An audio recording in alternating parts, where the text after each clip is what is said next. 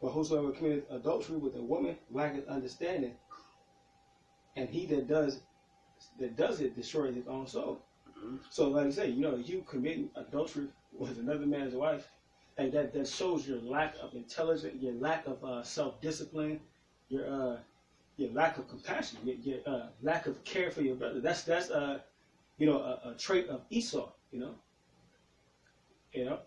Perpetual hatred. That's showing evil and hatred towards your brother. By committing that. Mm-hmm. And he destroyed his own soul. But yes, no. Yeah, I wanted to go further into that. Let's read. Let's continue to read on with that. 33. It says, "A wound and dishonor shall he get, and his reproach shall not be wiped away." Just like in this story, what you had. Yeah, hey, perfect. Hey, it said, "A wound and dishonor shall he get." Hey, a wound and dishonor. He was actually literally, physically wounded, and spiritually. Well, mentally. They ain't spiritual at all. Mentally wounded. Shot 12 times. And dishonored. Mm-hmm. Not everybody know what you did.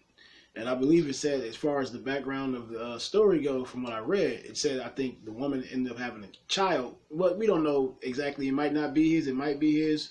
But the simple fact of the matter is, it's up in the air, Salakia, because you've been sleeping with this man's wife. Hey, the shame that you gotta live with, even amongst the family. Mm-hmm. He's sleeping with both. She's sleeping with both of them. He's sleeping with her. Who baby is it? Mm-hmm. Which the woman, the woman herself, she already got a bad reputation, and she gonna be labeled as a hoe. Yeah. And the man goes, hey, the same consequences. The baby grow up, and who my daddy? Is it my uncle? Or is it my, Exactly. That's the evil that it brings into Israel. It breeds madness and confusion. Con. And that being your brother is like, whoa, At the end of the day, like he says, man, you're bringing evil into Israel.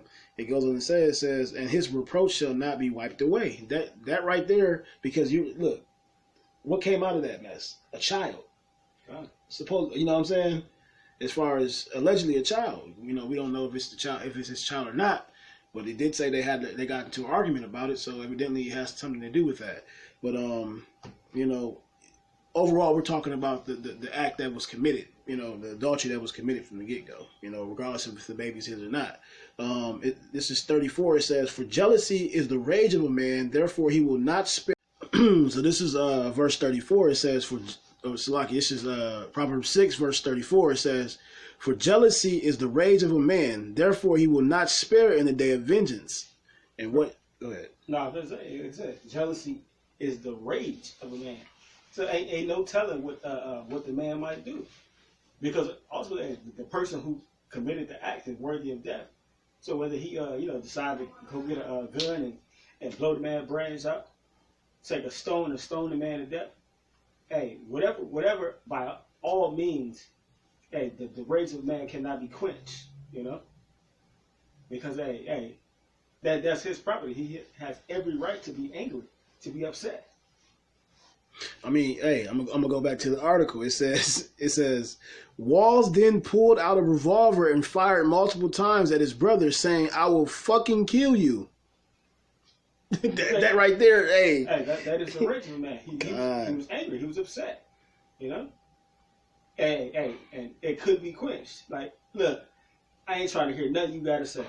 I understand you, my brother, and all that, but no, you just crossed the line. That's it. That's all. Go ahead.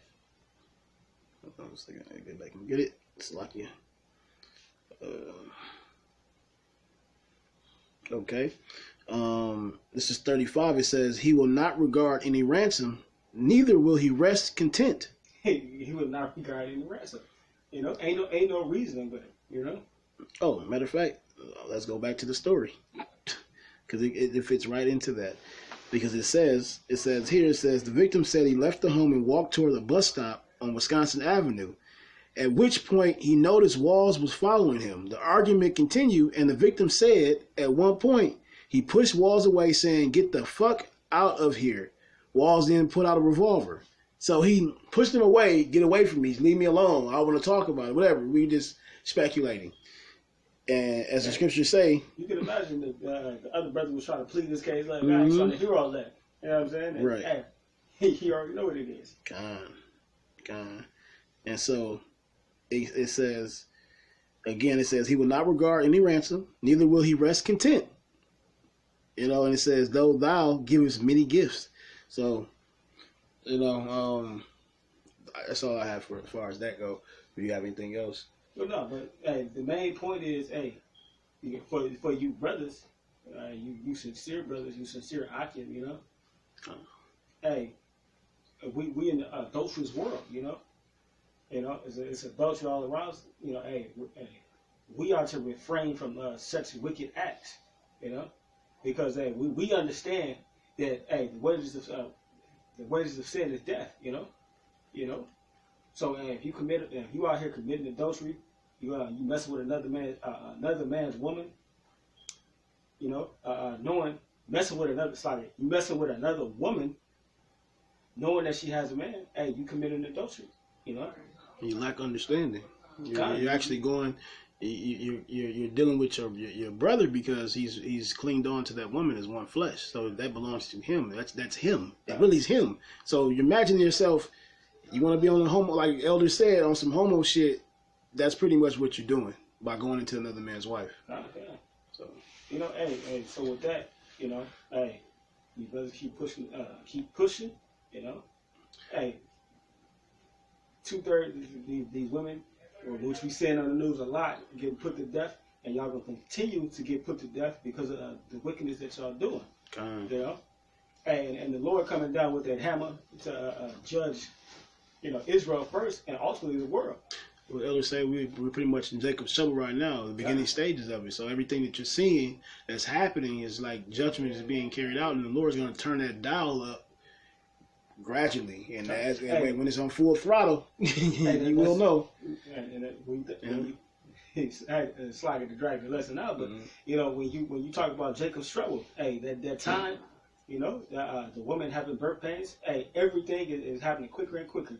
You got away with it, when you committed adultery before and you got away with it. Hey, the Lord not playing no more. He bringing that judgment quick. You might have committed yesterday, and you get hit the next hour. Hey, your wickedness shall be found. You're found out. The Lord is searching, going to Israel searching. Like roughly paraphrasing the scripture, going throughout Israel searching. I got a scripture. I'll go slide that.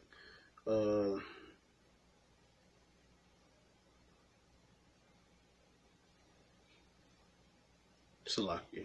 I'm gonna grab it real quick.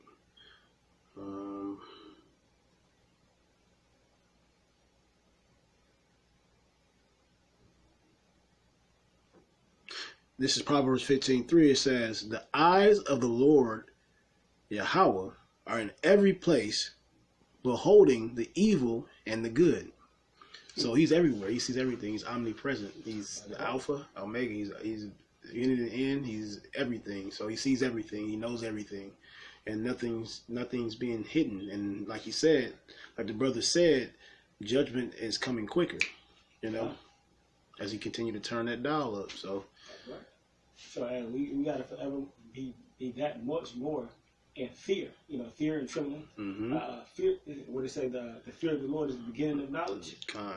And the man who commits adultery lacketh understanding and knowledge. Yeah. So with that, we're gonna say all praise to Yahweh, Ba'ashem, Yahushai, Ba'ashem Rakakadash, the one that the apostles and elders of Great Millstone. All these sincere come out there pressing the truth and sincerity. Shalom. That road